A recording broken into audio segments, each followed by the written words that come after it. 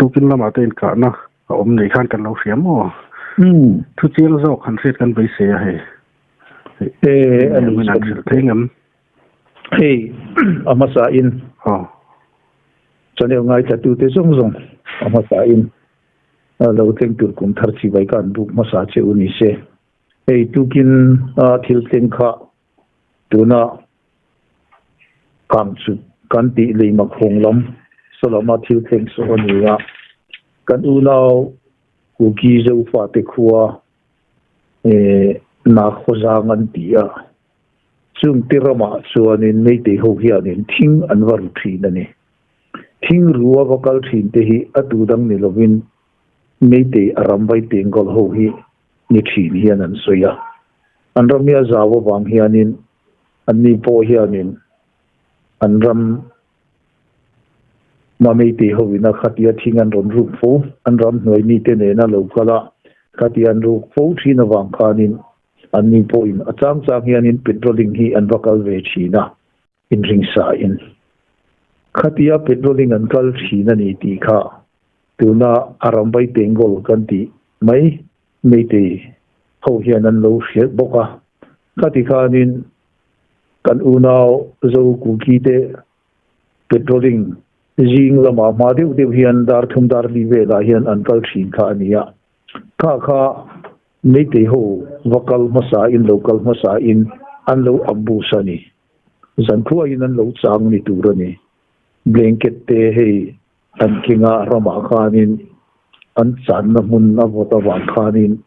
khanga anin suam lum na tur i pon thua te po an kinga ni khatiang khanin an changa ikhan kan unau zo kuki te petrolinga khowar don lamdar thumvela vakal khan nia miti hoinan lo ka pani ma se ani po i jinglam dar thumvela hi chuanin thomi inkimi are in are rui ani ram noya ani po ring ringin i khatia kal khan ni wangin ti ho khanan ron kap masa an ron kap masa maro chu an fu ta lo sawani khata khanin anni ho point tran la in meti ho kha an kap le ta thunga ti khanin i kan lo fiat dana chuanin meti ho hi an ka fu hi ni pathum an nia pakhat ero zong afuna hianin i athi ani an tia hei i video ten run la anin kaina ti aliam kha khati khan ram noi a khan an nuk phei kha nia athi sen khang te kha achuak na sa le ni hei kan lo hiat dana chon tuna athi aming hi i an soi dana chuanin James antia i ani hi kum som thum mi ni in an soya hun then khata kan lo mu danin ani hi tuna hian zinima i arwang hi anda a mi te ho po tuna hianin nasatakin an buaya tuna i kanhan soita kha an in kana hun hi kadang ban antia khang chupat tanga leing makhung nena in karlam hi ania heta hianin meite ho chu tuna hianin I nasatakin an pung khoma I an WhatsApp le mun dang dang atanga kan han mu danin kini hetia kan thireng mai hi engati nge army te Assam Rifle te le BSF te CRP te pon oma kan rama heti hian ema anni ho hian min thata an tia engpo ni sen wa thi na mun hi phaizol ram ani lawa an omna khuwa tang chuan la tak ani to ani hei anni ho win tuna po ki zo ho lo kalin kan volunteer khong veng tu te an kap lum an tina achu an wa thi na mun hi an khuwa tanga la tak ram nuaya ani ani chen mun hi na khozang an tiamo na khozang an tia hei na khozang hi kan unau zo ku ki te khuwa nia impala tanga englo impala tangin mar lampang mo impala tanga mo lampang ania impol nga tanga marlam pang kilometer somni panga vela sa ani ne helai mun himo kan han riat theida na chuanin kang sup le ma khongin kar khang lam kha ni kang pu district chunga ni to hi chuan ani le mo pu khalai ani kana mun takha Infal East le kang popin rina in rina ani mai te khuwa kha enge kha englo kadangban anti mo kadangban mo kadangban anti ni kadangban te apia kha zo fate ku ki te ten ani tro chu da chu min rina borvel kang popin district hon chung ni sia khan tro so ani le tuna liam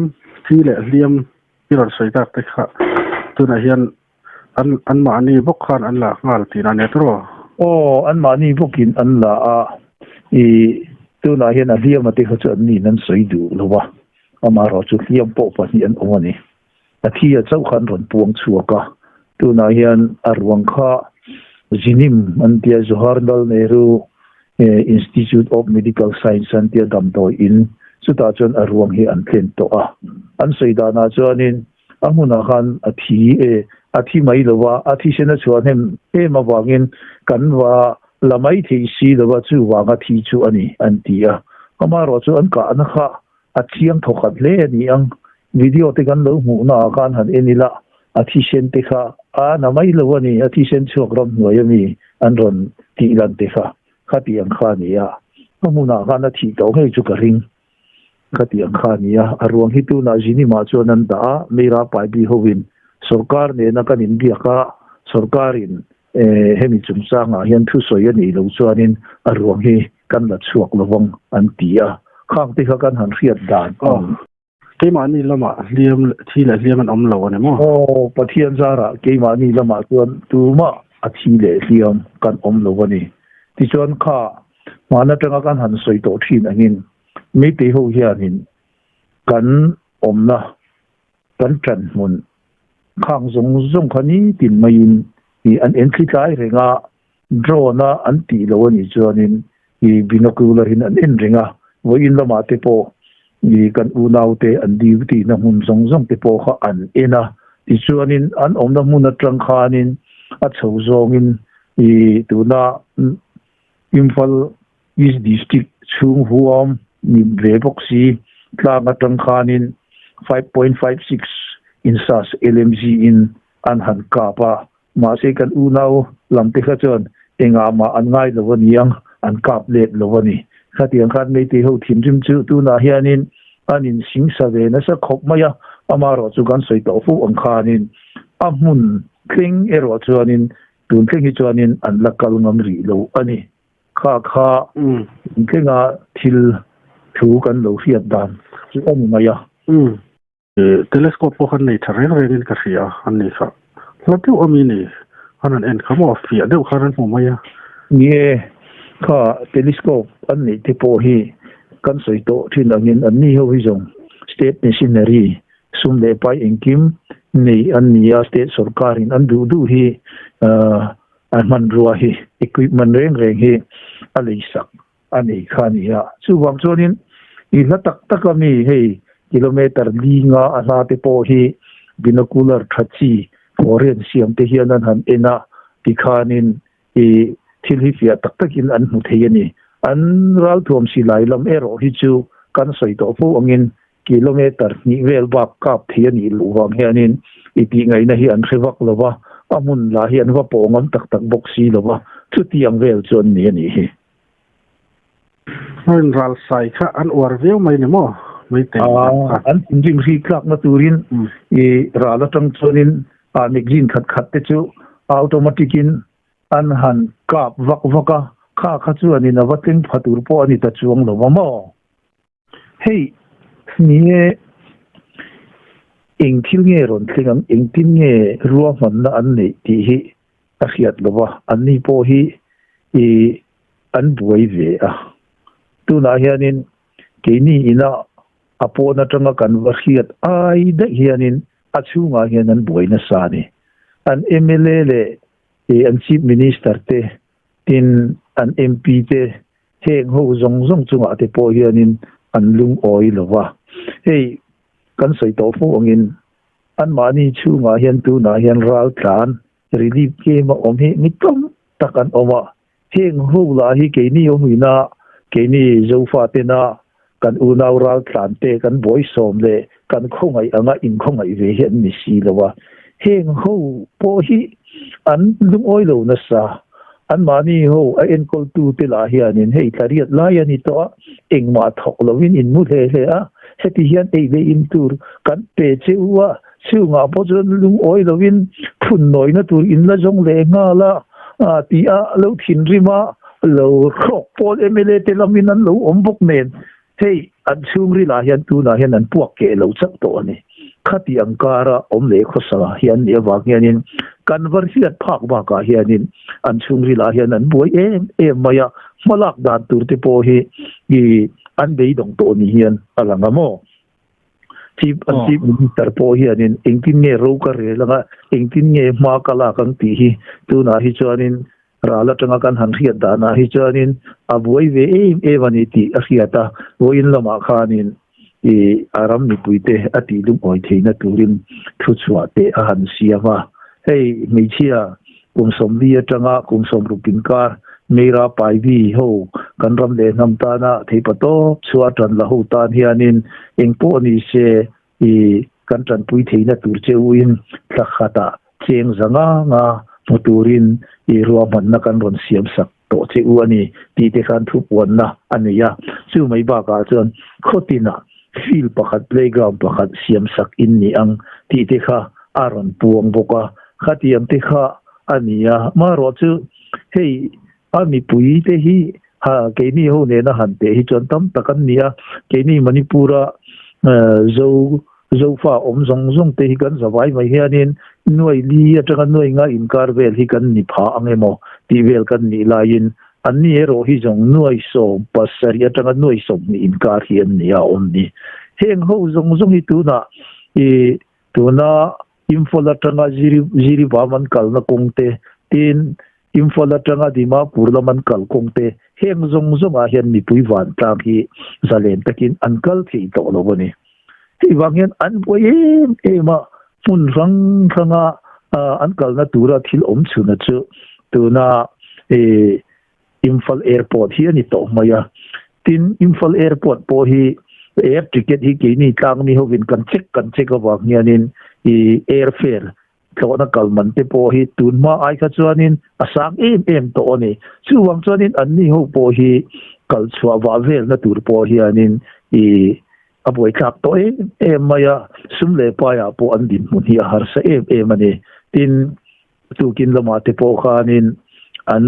channel hang kan han en na khanin mi te kan ni a kan ram kan tia tu na hian kan ram chung manipur kan tina achu morela ma po kan kal theilowa lamkala ma po kan kal theilowa imfola tanga dimapur ro tha po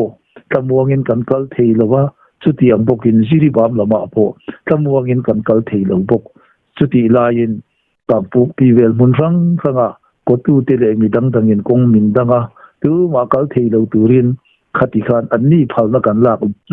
tu ma kal tang theilo din muna kan ding le bok sia ti in thu chua te khan ron sia mani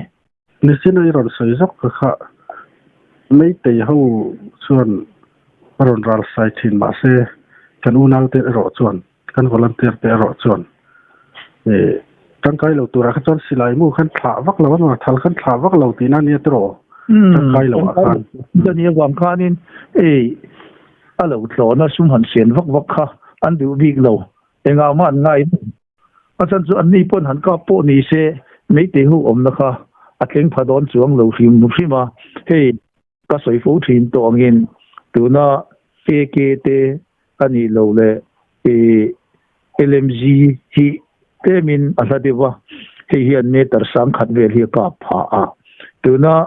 insas rifle kan ti te po hianin alat na lam bera meter zanga vel hi aka phatang tang chawa tin SLR te po chu ti tho chon ni AK phe hi chu a viral gan ti mai apial lung hi asilo awang hianin eke phei chuanin meter za thum somnga vel bak hi aka phalo ani chutiam chuani awangin hei panral thuam kente automatic rifle an ken phei chuanin heng ho hianin kilometer thum kilometer ni thum baka khachu a tlak bai mai boru ka lo tlona silai ka khan ni dona kha khan se ve ring ani chu wang chuanin kan volunteer te ho hianin mei te ho in angin ron ka po ni ma se arrange a oman ron ka pani lo chuanin an chang du lo an chang let du lo ani cha remrod na remrod na fel fight tak ani ti porhet rek baya afin thak ti jok te mo kha thil sa ne ani chuan tun thil thleng thi le liam kha pahin oma thi kha pakhat anya tro kha han mai te ho zi hen bo ro ka ti chele vak mai ngam o ka tian ma nin ka ra han tro ye ati chena sa tu da hianin tuna inrim na to inrim na ya in ma son zel to tin kan chief minister in aron puang duma amaro to tuna heti hiani le sia hei hiani mo inrim na iti chu antia khati angkhan an chief minister chunga po hianin ni puiwan kam hi chan thinrim to kho mayani hei mundanga an video viral kan lo mu a phei chuanin ni pakhat tuna volunteer ve bok ni tura ka ngaya ani khanin direna singkhiat tur khanin video aron ti virala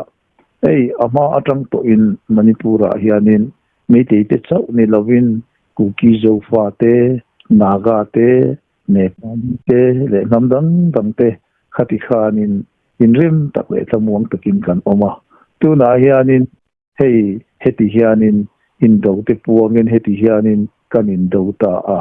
tuna kanhanin oma India sarkar lai puila chuan enga tan wa min ngai lawa eng angpo an thi ne kan har sat na te po hi enga ma min ngai saksi lo hi engwang nge ni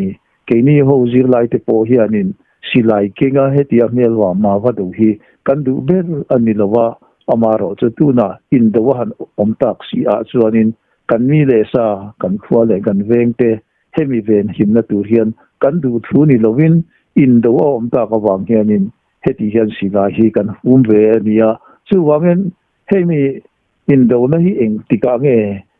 ato don ki te in video te an ron siam ve boka ani lampang mo me te ho khanin khati an te ka ni indaw hi chu atu tan po athalowa atu tan po hei enge mason lo na rap thak tak ania chu wang chuanin eng po ni se hei thil om dan hi kan han ngai tu ani chuanin mei te ho hi state nei tu timayang le state machinery engkim nei tu ma ani se hei ani hi an chep ti ila kan soi sualin karing lowa ziriwam kong lama la jon thlamuangin an chuak thei tho lowa dimapur konga la chuanin chuti angbok chu ani le si a chuwam chuanin ani ho po hi engtin nge kan tiang hei tariat chunga kanin be chung hianin anning em thunga keini ho ero jong kong themin han thui deu ma se lamka tangin sinjol rota khoko na mi zo ram kan ron du ta kol kulama te ani lo le heta thia puilama sai chala ta sai tu ala kan ron du phaya khati kana kong thama se aizol kan ron bana atuk lama silong go hati lampanin ani lo le aizo la tangin kan du le tho na in kan kal le ta akhati ang khania le in te po a kong thui ma se heti hianin chum lo chat lovin heti hian le in tur po aron thleng ve thei renga an ma ni ho ero jong hei state sarkar in adil ni ma se keini manipura zo fa te ai hianin nei te ho te jinga hian mi re thei le mi chan hai hi an la tam so ka chu ba ka ani chu kan soi photo again milen bia pa milen pathian bia ani awa hianin anin khongai na le anin mangai na te po hi tongkam chawa ka chawa in mangai ania thinlung taka in mangai hian ni ve si lawa heiwang tak hianin mi hnuai hnung zok mi re thei zok te chan hi a chi ema tuna relief kema an eile in te hi anan soidana chuanin bu fai kan turam nin pek te la hi lung te atama tam mai ania hlui to tak chu ba ka kan so me tura min tek te la hi dal ringot ania dal dai lo po chu a dai lo mu tura om lo atui ringot hi kan ho pa dia an tia khatiang khan an village volunteer veng khuwa nga ka duty ho po in khatiang khan an video te po an ron ti viral le fo thina khang te po kha amu thi na omani ti tak e ma chuan ini zofa manipura om te chu kan volunteer te po kan ami pui zong en kan ngai saka an eile in turte an zan mut bu turte khang te ba ka khanin zial zu te sa da hom ten ni phei chonin khang te lam khanin an zial zu tur len sa da hom te lamin kan ngai tu saka khati ang khanin kanin du sab em ani chuti lain an ni ero zong ni china ka soi to ang khan relief ke ma om te hi ni relief ke ma om te le na han te chan tam takan